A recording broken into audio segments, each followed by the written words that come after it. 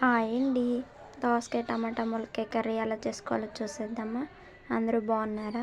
ముందుగా స్టవ్ వెలిగించి కళాయి పెట్టుకుని ఆయిల్ హీట్ అవ్వగానే వెల్లుల్లి, పోపు దినుసులు, జీరా వేసుకుని బాగా ఫ్రై చేసుకోవాలి.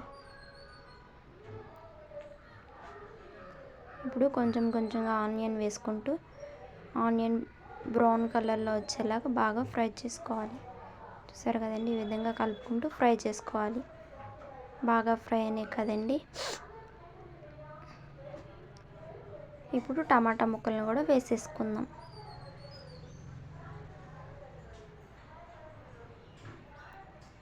టమాటా ముక్కలు వేసుకున్నాం కదండి. దోసకాయ ముక్కలు కూడా వేసేసుకుని మరొకసారి ఈ విధంగా కలిపేసుకుందాం. చూసారు కదండి, ఈ విధంగా బాగా కలుపుకోవాలి. తగినంత సాల్ట్ కూడా వేసుకోవాలి. చిటికెడు పసుపు వేసుకుని ఈ విధంగా కలుపుకోవాలి. కరివేపాకు కూడా వేసుకుని మరొకసారి కలుపుకుని ములక్కాయ ముక్కలు కూడా వేసేసుకుందాం. ములక్కాయ ముక్కలు వేసుకున్నాం కదండి, ఒకసారి ఈ విధంగా కలుపుకుందాం. బాగా కదిపేమాకండి, ములక్కాయ ముక్కలు చితికిపోతాయి. మూత పెట్టుకుని 5 మినిట్స్ ఈ విధంగా ఉడికించుకోవాలి. చూసారు కదండి, ఈ విధంగా ఉడికిన తర్వాత 2 టేబుల్ స్పూన్ కారం వేసుకుని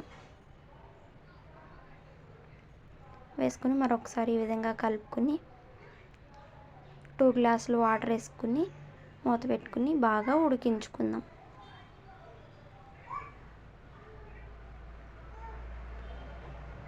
చూసారు కదండి, బాగా ఉడుకుతుంది కదా, ఈ విధంగా బాగా ఉడికించుకోవాలి.